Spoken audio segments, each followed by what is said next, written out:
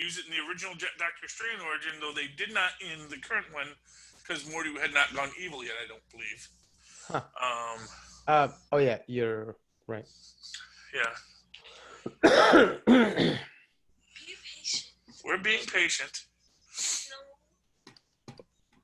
But yeah, I mean, and we got the whole the opening scene with the we got a nice musical opening at the start, which I thought was fun.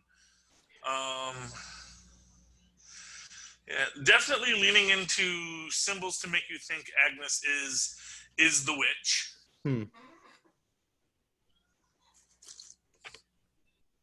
I really want to see what's going on with Ralph, though. Yeah. And Herb is interesting, and there is this discussion that was Epsilon 11. Wow. Epsilon 11. Oh, that's what Tristan's device is called. Welcome, Epsilon 11. He's connecting.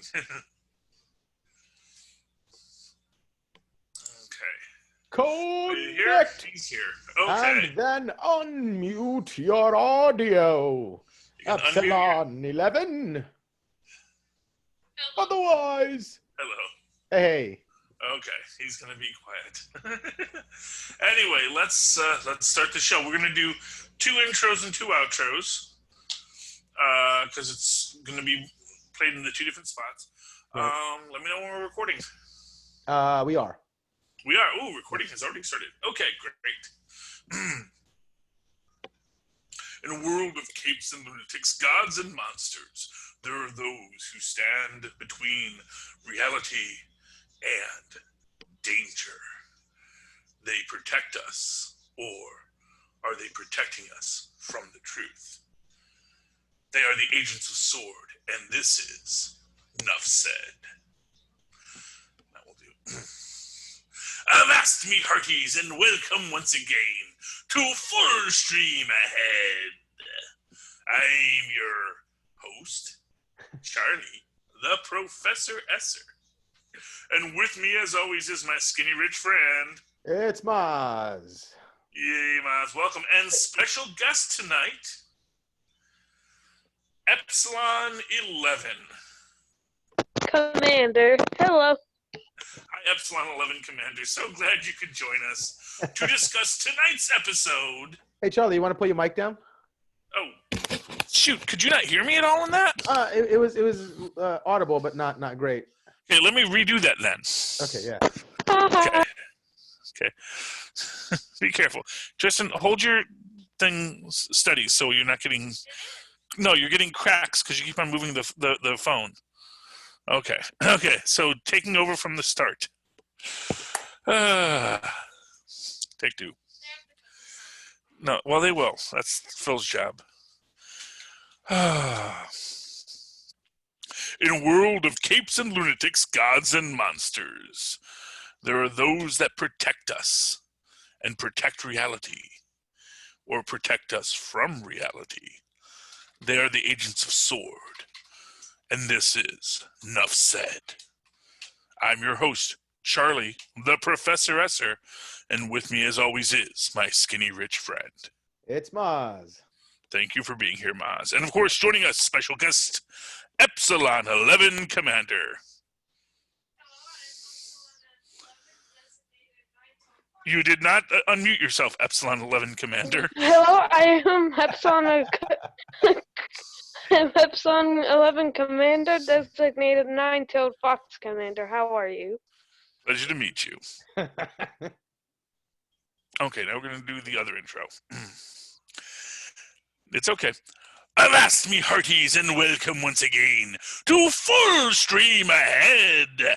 I'm your captain, Charlie, the Professor Esser, and with me as always is me first mate and skinny rich friend. It's Mozz. Welcome, Mozz, and of course, special guest tonight, Epsilon 11 Commander Ark. Hello, I am Epsilon 11 Commander. Nice to meet you.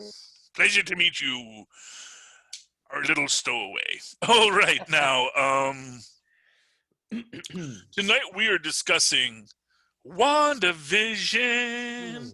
It's Wanda. It's Vision. They really want to be your friends. We know the good times never end. Okay, maybe that was just for me. But yeah, we get a great intro here. We get a nice 60s theme intro. Ba ba ba ba ba ba ba ba ba. WandaVision. We get to see a lot of fun 70s things. We see Vision reading a book on pregnancy. And what's interesting to me in this is that after this, well, actually, there's two things interesting. One is he builds the swing set and then it all collapses, which, immediately you should say, well, as a machine, shouldn't he be perfect at building it? But then you realize it's all just a house of cards. And it collapses in on itself like a house of M. But when we get to the moment with the doctor, and we have the doctor and, assessing Wanda's pregnancy and the Vision into it, the Vision has a sense of time. He knows that even though there is clearly meant to be a time jump, he understands the world has changed. He understands this is not correct. And it does appear to be that there is this conflict we're seeing with Wanda and her efforts to push back on Vision waking up, if you will. Right. What if this is all sort of created by her own mind? Then maybe Vision in this reality represents the pieces of her subconscious that don't want this and are fighting back against this. And this is her fighting against her own mind to either let this happen or to stop this from happening. And this is the piece of her mind that doesn't want it to happen. I mean, that's a real possibility. What we always get in this is that this is all, we're just starting into this. We know it's something, but we don't know what the something is yet. And that is both what's beautiful and what's frustrating about it, because we know there's more to what we're seeing than what we've seen. But we also know that from what we've seen, there is something else going on, and it has to have a deeper meaning. Right. We have the Hydra Soak commercial in this one. Which is interesting because they're like notorious for using mind control techniques to make super soldiers. They did it with, Winter Soldier. So, she grew up, Wanda grew up in Sokovia, right? She grew up outside of the Western world, right? Well, yeah, she grew up in Sokovia, in the So Eastern what Bloc. if these sitcoms were what she grew up on watching and what they fed her to sort of indoctrinate her into being able to penetrate the West? So this is what they're using to placate her mind or give her room to play or something, that Hydra is behind this world that's been constructed. I mean, I don't think we have to go full not Westworld, but a Red Room on it. Okay. Where we're training her to infiltrate. She was just a kid from Sokovia. Oh, okay. Fair enough. She was experimented on by Hydra, which of course is why Hydra and Strucker both are part of it. But at the same time, I think that it's an interesting thing to speak about mind control, because that was actually when they were in the framework. Which, that's the thing. I have to think we're going to get some kind of reference to the framework in this. I think that the way that they're establishing things, or it's completely supernatural. They're either that's the thing. But this is what I have to say. The framework was supernatural. Oh, okay. In Agents of S.H.I.E.L.D., it was the Darkhold that was opening the doors to the supernatural, utilizing these scientists. And it's that brilliant thing that, the Darkhold is just a tome meant to bring Chthon into the world. It doesn't care if you're a magic user or a scientist. It knows that you're just curious about what's in the book. And it's going to awaken your mind in the way you can comprehend it. And when we get into, of course, what is basically the central premise of the Marvel Universe that science is magic. That there is not one and the other. It is just one continuity. You know, that the mind is open to altering reality, and reality is open to altering the mind. So, in this, you know, we do see a lot of things. One thing that was pointed out to me in this by Phil actually was that we have never seen the Vision use super speed before. In this, we see him run really, really fast. We've never seen him do that before. We've seen him fly. Right, but like just like the title sequence is indicative that they have to stick to certain conventions, they're slave to certain conventions for the rest of this reality to be able to be held up enough for you to interact with it. Certain conventions need to be held to, like the title sequence and building of the swing set poorly, which he wouldn't do. And here's another example. It's just he has to go by what the kind of world they're in. Yeah, but I think that there is something to be said in the fact that his human form, actually, interesting enough, the hairstyle looks a lot like the hairstyle for the X Universe's Quicksilver. Huh. Oh, so yeah, I guess it's like her mind bleeding things into each other, you know? Yeah. I mean, that's the idea, that maybe there is something where in her rebuilding of Vision, she's just...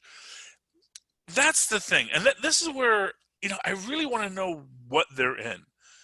And since, you know, Phil pointed out to me the Pleasant Hill connection of the prison for superhuman beings, where basically people's realities were rewritten to make them able to be contained in a small town, that really intrigues me here, especially if we go into the idea of the new initials of SWORD being the Sentient Weapons Observation and something Directorate. What was it before? Well, it's supposed to be the Sentient World Observation and whatever, Observation and Reconnaissance Directorate. That it went from Sentient World to Sentient Weapon completely changes its dynamic to where it's not actually arguably a space organization. That SWORD could be the organization that is in charge of looking at these Omega level threats, like your Hulks, like your Abominations, that really are hard to contain. And then you think about all the other ones that are out there, your Baron Mordu's, your ones we haven't even met yet, like Diablo the Alchemist, or, you know, Molecule Men, and all of these kind of creatures that we have in our Fantastic Four and X-Men universes that would be really hard to just put into the raft. You know, you might be able to put a Patsy Walker in the raft, but, you know, they had to build an entire building to hold Blonsky. You know, it was called the Icebox, and he was like the one prisoner there. So but if you could put them into the framework, into this sort of mind control alternate reality where you can rewrite their realities and contain a dangerous weapon. A dangerous living weapon. Because as I always said, yes, Epsilon 11 Commander, you're breaking up. What if there are criminals in there? Well, everyone in there might be a criminal or a sentient weapon. Well, exactly. Oh. I think that's what it is, Epsilon. I think that what it is sentient weapons. And this is my favorite thing about, you know, everyone always wants to create the perfect living weapon, but no one ever thinks what happens when that living weapon just decides to start pointing itself and shooting itself. Right, so that's the reason nobody is using their powers against each other. They've got this like sort of feeble truce So to No, speak. it's that they can't use their powers because they're not in the real world. No, but Wanda can use her powers Because if this is in fact not in Wanda's head, and this is someplace that other sentient weapons are held. That this is in the real world, so to speak, not an imaginary version of Wanda. Then how come she's able to use her powers? Well, It could be because maybe she built this world, or maybe she's like the one in control, or maybe she took over the place and now she has all the power. She might have been too powerful to be contained, so maybe she took over it. So she went to hell and took the devil's job. Is that? I mean, arguably, it's interesting when you actually look at the Pleasant Hill storyline.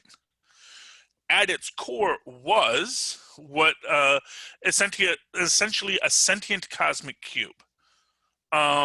This was actually the Red Skull's cosmic cube that, after it had been shattered, and so many times, it actually eventually formed itself into a sentient being.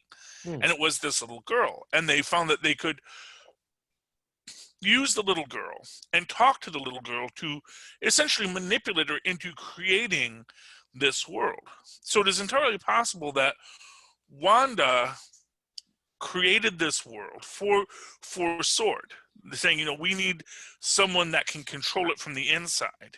And because of your powers, we think that you might be resistant to what the Darkhold can do, or what have you.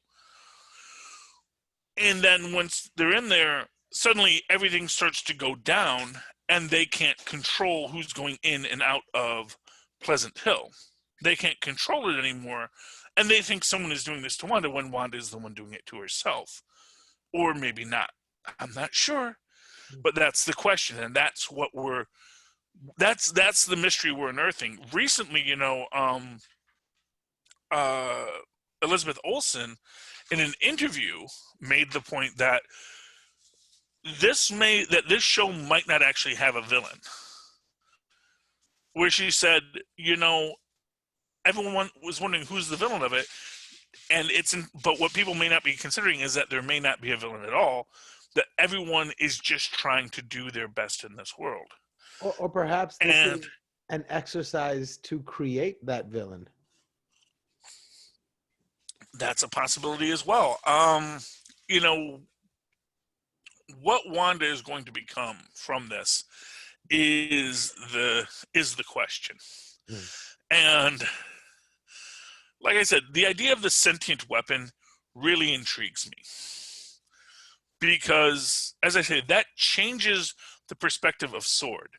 Because, of course, everyone, when they see Nick Fury and the Skrulls on the space station, they go, oh, yeah, finally, Sword, the space shield. But the fact of the matter is that, yes, that's a thing. That in the comic books, that space shield is called Sword. But that doesn't necessarily have to be what this shield is, or what this sword is. And this sword may be something completely different. This sword might be more akin to essentially the prison branch of S.H.I.E.L.D. That these are the people that are in charge of containing these threats. The threats that, if you recall from the old Agents of S.H.I.E.L.D. series, they had people that were locked up. These were early superpowered beings that they came across. And they had some that had some interesting powers. They had Angar the Screamer. They had some people with kind of lame powers, but they had some people who had real superpowers before the Inhumans, before anything was happening in that universe, that S.H.I.E.L.D. captured and locked away. I always point out the fact that they call out Department H early on in Canada, early on in the clairvoyant stories, because the person that they came across was this guy who they thought could predict the future. Turned out that was a ruse, but we don't know what else Department H was up to. So, and that's why I always say, I think that everyone's saying, oh, is this how they're going to introduce mutants? It's like, I think that mutants were already introduced. We just didn't know we were looking at them. That there are people that we have seen as an example, we've already seen Crusher Creel, the Absorbing Man, with no history of his powers on Agents of S.H.I.E.L.D. So there are these people that have these powers that we don't know what they're going to be or what they're doing yet. And maybe they're Inhumans. Maybe Crusher Creel was in fact empowered by Loki, and that's something we're going to get in the Loki series. It's going to show him going back in time, slipping a Mickey into Crusher Creel's drink, just to cause trouble. It would be fun. It would be a great, nice circle for them to create when they do that story of Loki traveling through space and time, right. As a being outside of where he's supposed to be in what chronological history is supposed to be. But, once people start inventing time travel, suddenly all of time gets messed up. And that's why you have to have time. Anything's possible. Exactly. Right. So, who do you think the stork was? Oh, well, it's an interesting thing about storks. And I forgot to I believe, and it's an interesting question here.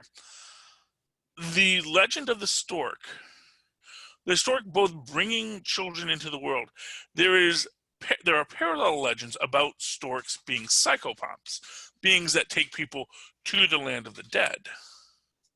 Huh. And I wonder if that is, yes, of course, it's an interesting idea, but I think that could also be an implication that maybe people here are dead or in a death-like state. Because, of course, we know the Vision is dead. But I also think that there's a possibility that the stork is there to show that Wanda is not in as much control as she thinks she is. Which goes into the idea of the children. Now. Or is it, again, her playing out like, a comedy trope? Oh, get away, and it's not going away, and it keeps on, it's going to mess up. Yeah. And then towards the end, you have those close call moments.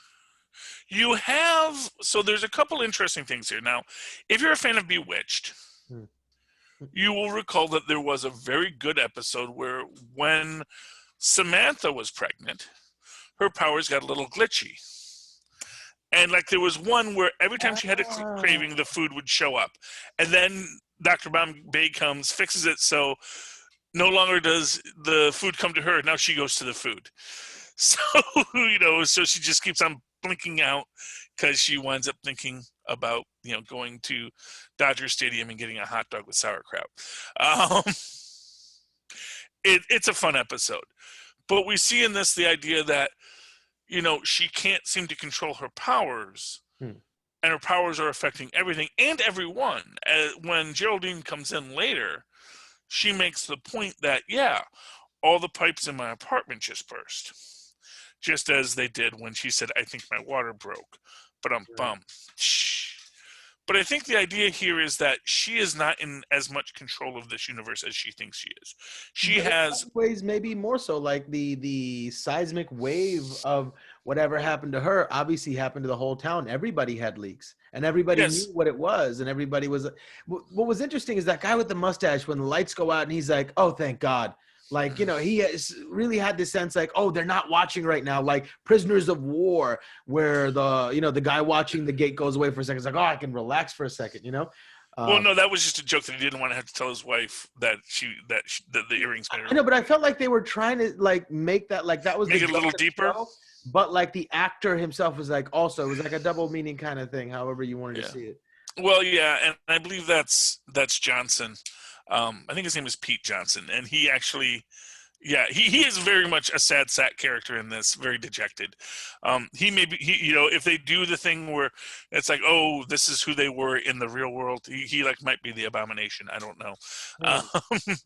But there is an idea here that, as I said, if we if we want to go kind of crazy in this and look at the Darkhold as the inspiration for a lot of technological jumps that Shield was able to make in the intervening years between the snap and when everyone came back, the framework, the LMDs, etc.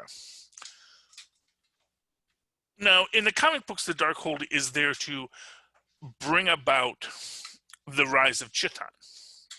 It is possible that a being like Mephisto, if he has lost bits of himself, or perhaps in this case, to keep it in the MCU, maybe the Infinity Stones are trying to reform themselves and are using the power of the Darkhold to sort of bring themselves back into existence.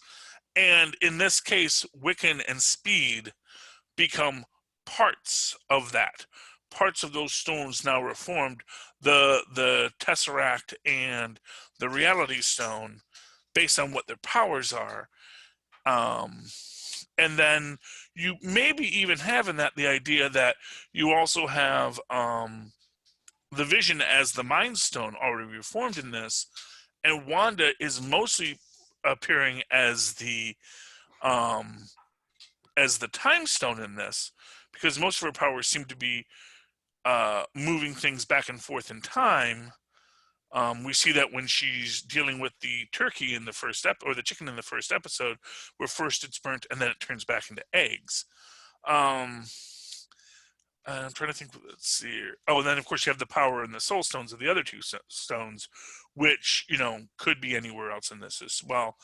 But if we take the original comic book premise of an omnipotent being trying to reform itself after being destroyed, and utilizing Wanda's desire to have this life and family, and manipulating that to draw those powers together, that may be what we're seeing in the birth of Billy and Tommy here. What is also interesting is that apparently Hulkling is supposed to show up in this story, probably as Billy's boyfriend in a future episode. Who's Hulkling? Hulkling, and I'm forgetting his name, but he's basically the son of the original Kree Captain Marvel and the Skrull Queen. So he's a Kree-Skrull hybrid with superhuman strength and shape-shifting abilities. And he, of course, falls in love with Billy in the Young Avengers. So, and we already have another Young Avenger coming into existence in this universe, in that of Kate Bishop. So I think there is this idea that they're going to build out a Young Avengers storyline from what we've already established. And if at the end of this we see Billy and Tommy being made real outside of the framework, that may be part of what they create. That reality does get rewritten, because it might even be the idea that one of the purposes of S.W.O.R.D. is to reform those Infinity Stones. That might also, which is also a theory I have, that they knew the Infinity Stones were destroyed, but they also know the Infinity Stones have to be brought back into reality. Because essentially, it's sort of the idea is they will probably reform eventually anyway, and it would be better if we could have them reformed and then keep them safe and locked away so that no one can access them. Right, so that would be the proper thing to do.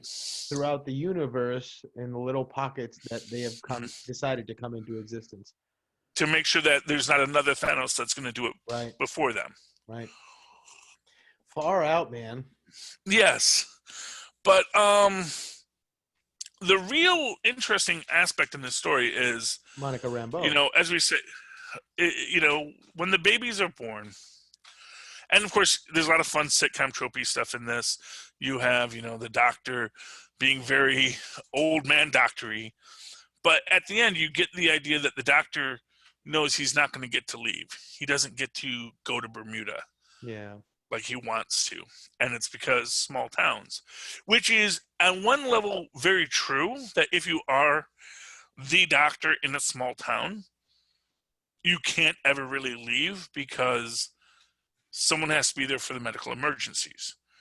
So that is something that you actually will see in any kind of story that involves a doctor in a small town, that if they're ever gone, that's when everything goes to heck.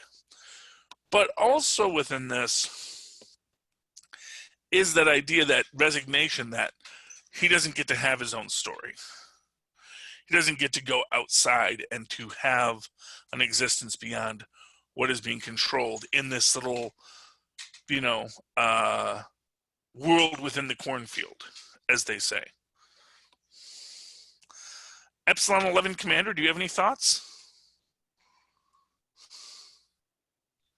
No, I think you summed it up perfectly. So Okay. let's get to talking about Geraldine and how and why she decides to break character and interject and try to reach out to Wanda. What does that imply about her intentions? What was she there to do? Like, what state of mind could she have been in that would have told her to break off the mission? Or was that her mission to try to reach? And she saw like a shortcut to say, I can reach her now. We don't have to go through the rigmarole. I think she's coming through. And when she mentioned Piotr, she was like, this is my opportunity. And then beyond that, Wanda's reaction to it, why does she want to keep the illusion intact? Does that imply that, secretly, maybe even deep down subconsciously, she knows she's creating this all, so none of it is a surprise? She's playing the part to grieve. And here's what I'm going to say, because there's so much in this scene that it's very hard to unpack. One thing is, even before this, when Herb and Agnes and Vision are talking, Herb is trying to say she's not. We're all, and he's in his, as has been said, he's in a glitch mode, like when he's cutting through the cement cinder block. He's just not able to stop because he's in a loop. At first, I got the sense that maybe in sort of another dimension, this place where he's cutting, he's trying to break free. He's trying to cut a door out or something. And obviously that's probably not what he was doing. He was probably glitching, but it felt that way to me. I was like, ooh, what if he's on the other side? We don't know what he's doing, but he thinks he has a way out, or he's lost his mind and thinks he can cut his way out or something. Maybe. No, please. Maybe this is. What if this is all like being monitored and maybe they're all like robots made to, maybe Hydra or AIM or whatever gave Wanda kind of like this paradise with these robots, and Sword is trying to break into that to help Wanda because they might know they're trying to trick her into joining them and probably causing a lot of damage. I mean, that's a possibility. That sounds about right to me. Yeah. What I think is an interesting aspect of this, though, is when Agnes is talking about Geraldine, and she says, a woman alone, she doesn't have a family, and then she says she doesn't have a home, which I think is this statement that Geraldine isn't part of the pre-constructed narrative, that she is, that she is an interloper, but that statement that she doesn't have a home, when clearly she says she has a home, she just came from her home where the pipes burst.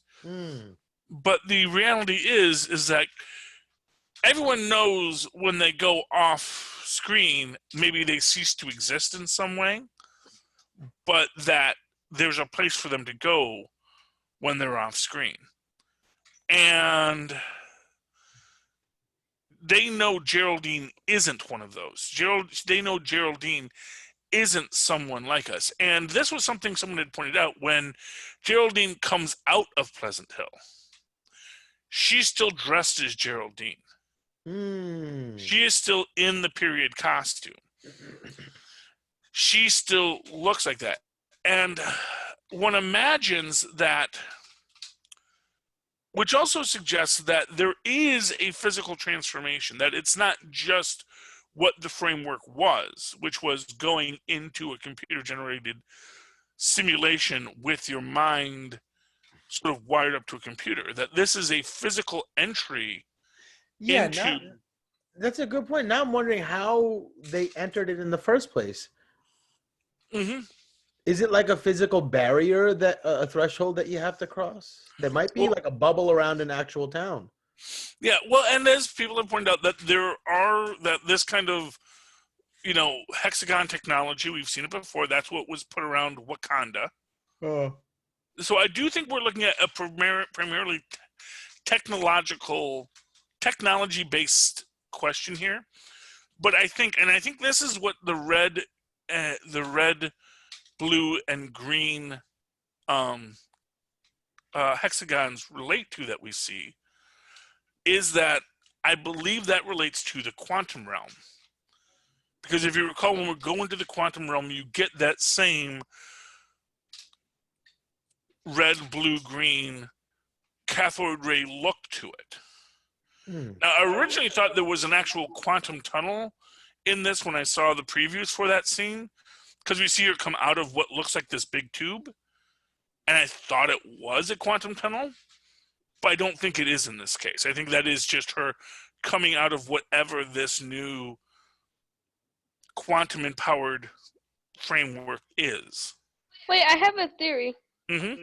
Maybe what they mean by she doesn't have a home, maybe she might have like some form of home, but maybe she doesn't like stay there long enough, and she goes back to Sword through the sewer system, because if we remember, we saw the beekeepers come out of the sewer system, and so that might be the only way you're able to breach it, is by going through the sewers.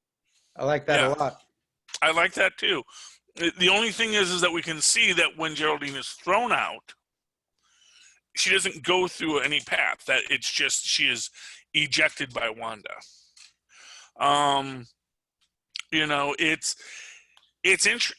There's a lot of things meant to give us pause and concern and worry and think. All of the haunted house imagery in this, again, to feed into that idea of Mephisto.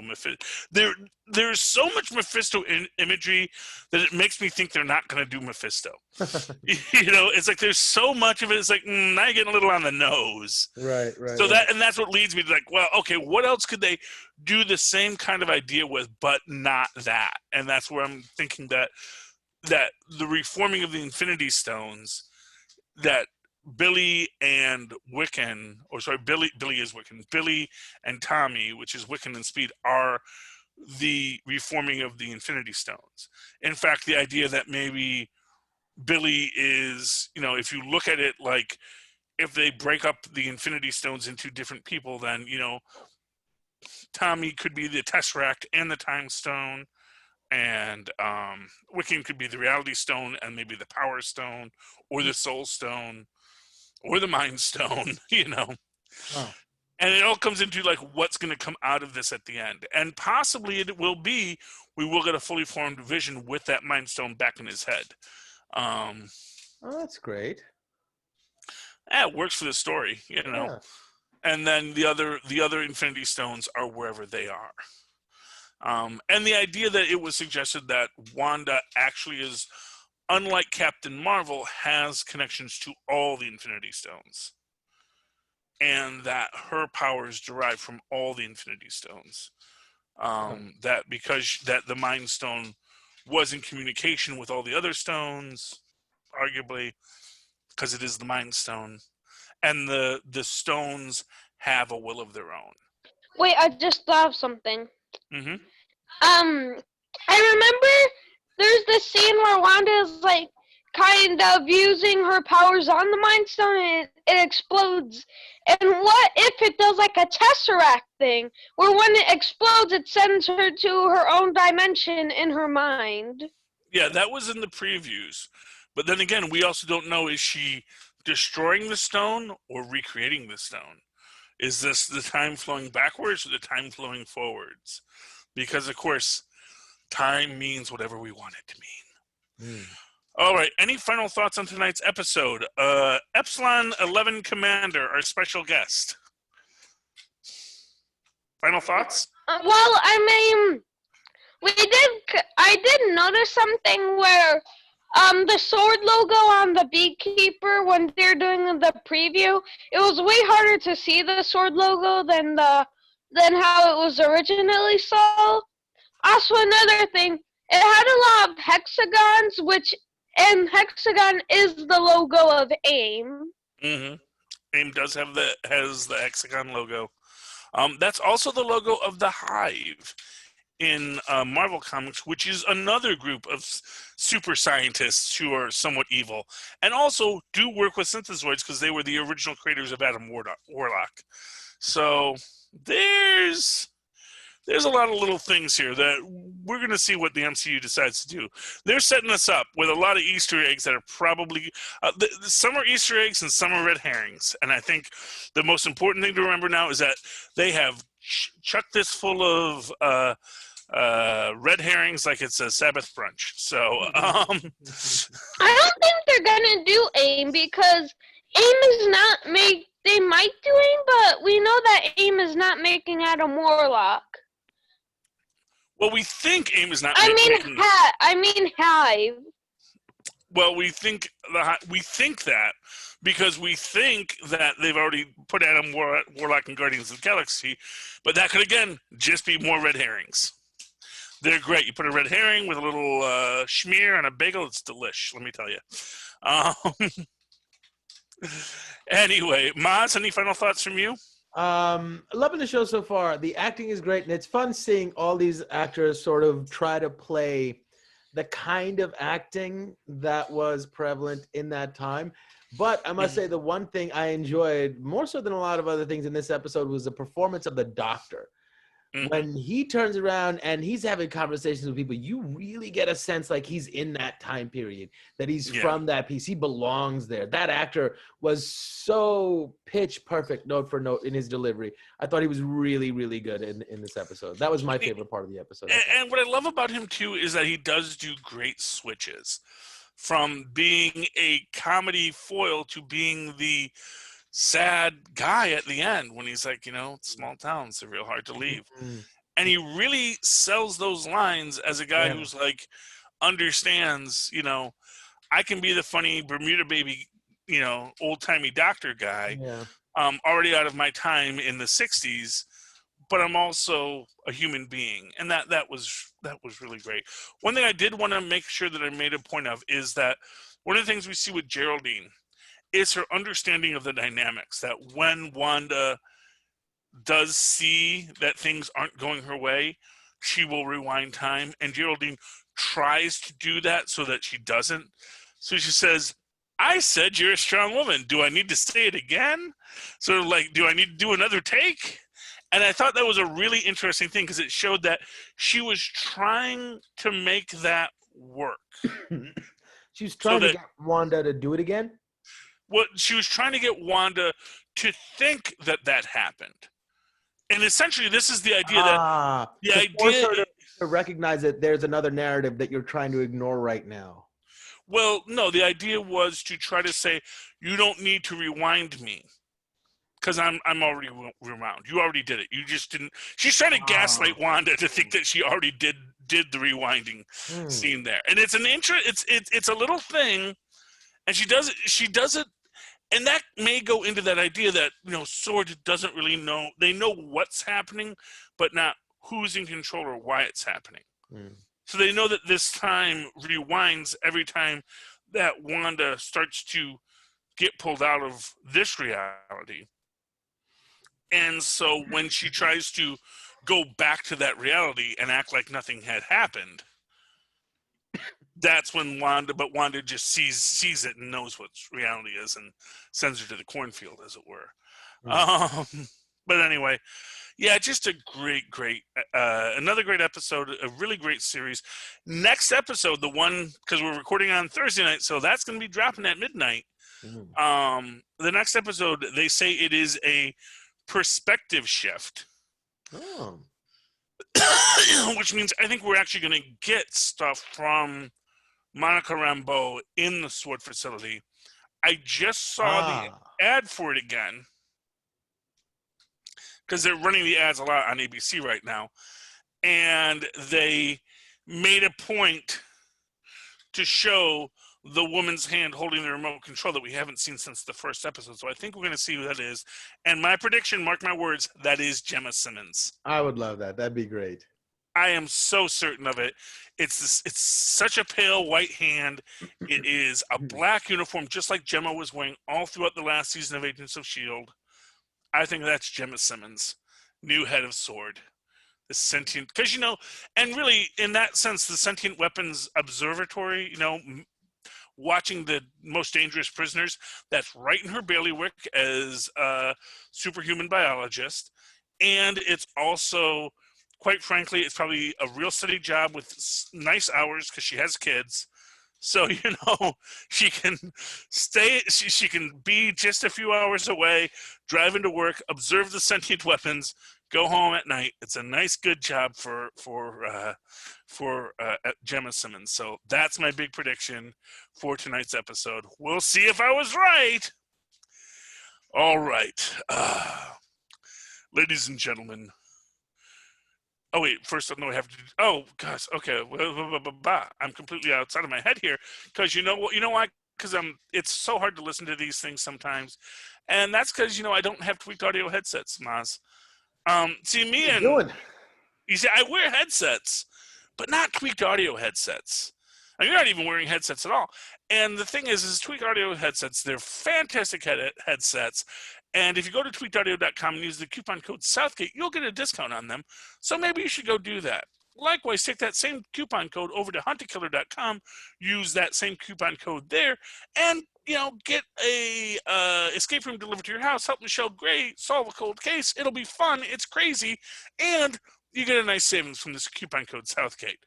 Meanwhile, if none of that interests you, or if it does interest you, but you still want more, because what is life except more and more and more, as we learned from the Wonder Woman film, go down into our show notes, click on the Amazon link where they will give you more and more again. Costs you nothing, but they know that you were listening to our show when you clicked on it, and that helps out the show, and we appreciate that. While you're there, check out Pod Life, the book. That's the book written by the Southgate Media Group crew here about podcasting, about the life of a podcaster. You just might enjoy it if you like podcasts. You can get it in the hard copy for when society falls, as Lilith Hellfire would say. And also digital download, which, will last until, the power runs out. So that's good, too. And if they do any of that, Epsilon 11 Commander, how can people find you on social media? Do you have a social media presence? Oh, yeah, I do. You could subscribe. You could. You don't have to. I don't really post that much. You could subscribe to Toxic Gamer 13. Yeah, that's basically it. That's on YouTube? Yes. Okay. He does playthroughs, and he also posts interesting videos. So you might like Toxic Gamer 13. I think he's going places. Mozz, Manzoor, if people would like to reach out to you and touch you in a positive way, how can they do so? Oh, they can email me at mozzmanzoor@gmail.com or find me on Facebook under Mozz Manzoor. That's MOZZMANZOOR. And, of course, you can always write to me that old-fashioned email way the way our Mozz and Paz once did at superconnectivityblog@gmail.com. That's superconnectivityblog, all one word, at gmail.com. Of course, follow me on Twitter as I live tweet things when I feel like it. Possibly the new Batwoman, which I enjoy, but I have to remember that it's on Sunday nights. And DuckTales A Woohoo on Monday nights at 7, if I ever remember when that's on and they have new episodes coming back. At CharlieEsser.CHARLIE. Yes, S-E-R. Look for the 2 E's in the middle. For quality. For quality. Bing. Bing. Thank you, Mozz, and thank you, Epsilon 11 Commander.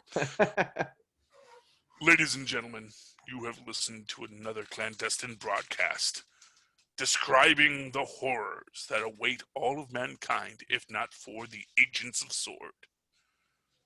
Tune in again next week. And until then, enough said. Avast me. Wait, okay, then I do the next one. Avast me, hearties. You have listened to another great episode as we sailed the stormy seas of reality itself. Join us again next week as Mozz and I, and maybe a special guest again, will sail further into madness as we sail full stream ahead. Arrgh. See, I like both outros and I like both intros because I like that stayed in a place kind of stuff. But I also love just cutting loose as a pirate. Yeah. So anyway. It's closer to that. I always miss that. What is the sound? Yes. So many good intros. Okay. That was one of my favorites. But I did the WandaVision song this time. Yeah. So some of our fans might know that. Okay. Thank you, Mozz, for recording this as always. And we really want to be your friend. Yes. Just sending this on off to Phil, and I would appreciate it. And then watch tonight's episode whenever you can, and we'll do this again next week. Sounds like a plan. Good night. Have a good night, man. No, we only watched one. See ya.